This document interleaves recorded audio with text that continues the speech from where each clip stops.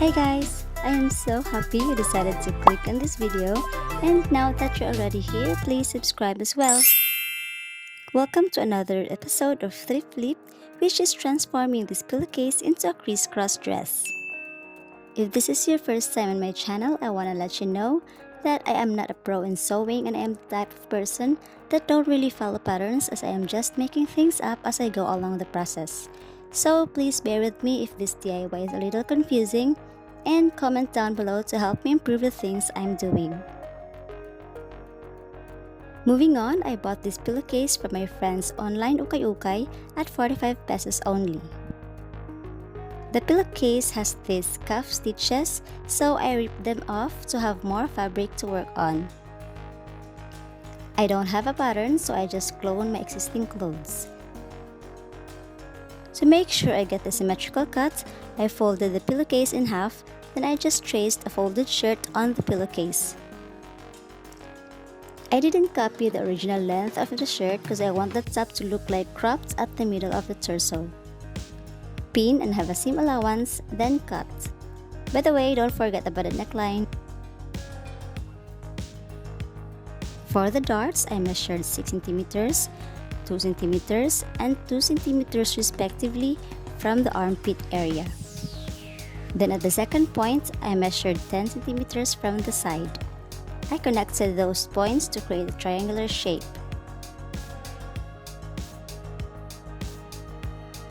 Do the same on all sides of the fabric. Then I folded the fabric where the two lines meet. Pin, then sew.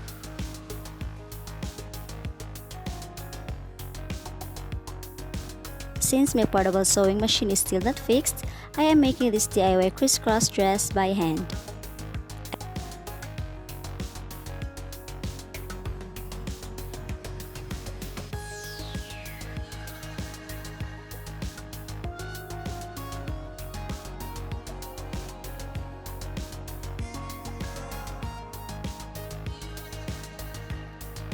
I iron the hem of the front top to prep for the later process.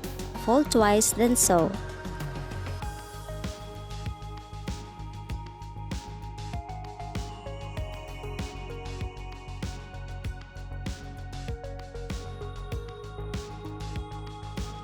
For the skirts, I folded the pillowcase in half again. I measured around my waistline with 2 cm allowance and divided it into 4. Use the quotient, then mark it on the fabric.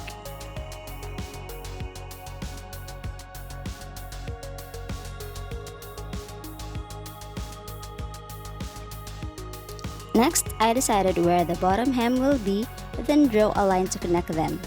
Pin, then cut. The pillowcase had a cuff which was sewn in this area, and because the pillowcase is not big enough, I had to include this part for the skirt, which is also a nice design to have.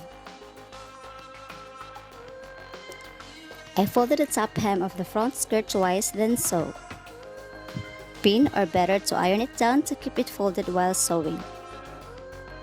I cut a strip of fabric which is 2 inches width, the length is same as the waistline, then folded and sew both ends. Connect the strip of fabric in between the skirt and bodice. Pin, then sew. Because I don't have a serger, this is how I sew the seams on most of my DIY projects. First, sew the fabric wrong sides together, flip the fabric over, then sew.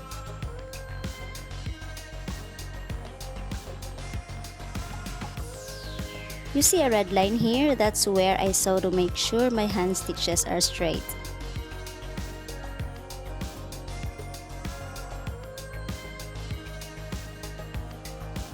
And it would look like this. Both the seams of the inner and outer sides of the fabric are neatly finished. I cut a strip of fabric about 3 cm width and 50 cm length. I folded it lengthwise, pin, then sew on one side.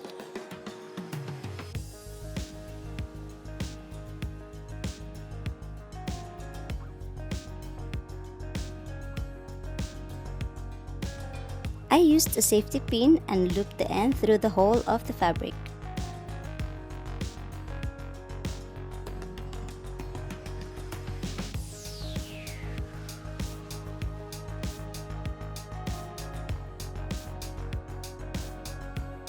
The back part of the dress is already connected, so I'm gonna work on the front part. Please ignore the crunch at the back part for now because we'll deal with it later.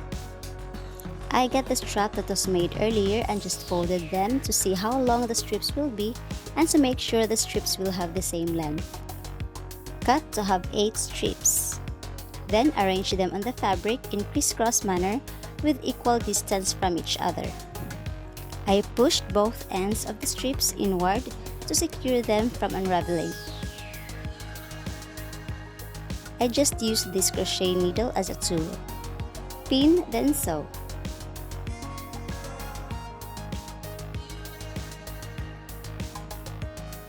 This is my first time to sew a bias in the neckline.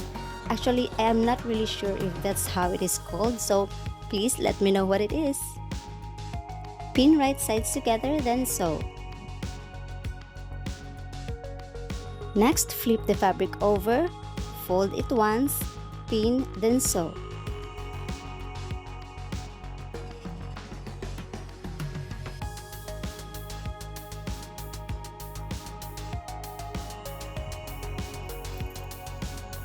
Now I'm cutting the center of the back part of the dress. I didn't mute the audio because I just love the sound of the scissors snipping through the fabric.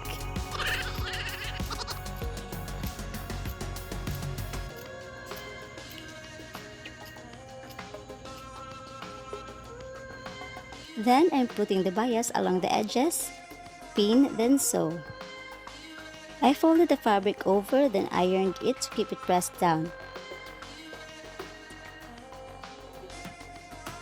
Next, I mark the fabric to where the zipper stops.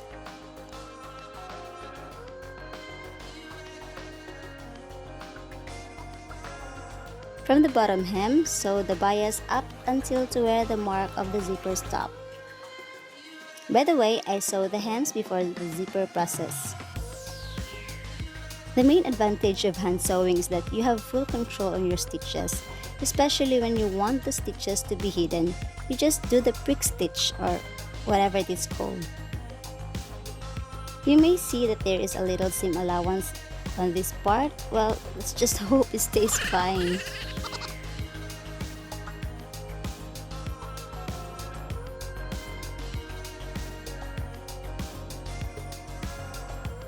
Last and not the easiest part, attach the zipper. I am using an invisible zipper because I aim to really hide it, but I don't know, it still shows.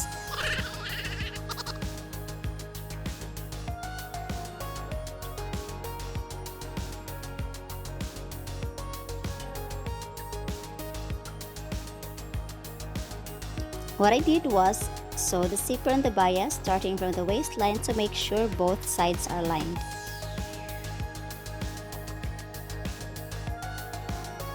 I already sewed the other side where I put the edge of the fabric on the middle of the zipper, so I'm gonna do it on the other side as well.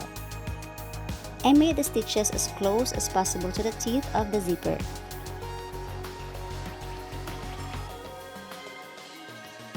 Well, as I've said in the beginning, I am not a pro in sewing.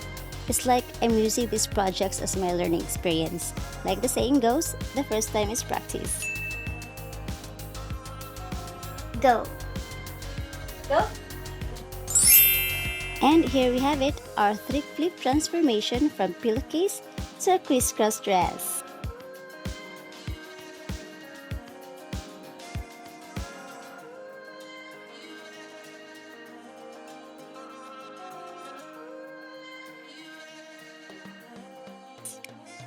That's all for today. I hope you enjoy the process. Please subscribe and see you in the next videos. Thanks for watching.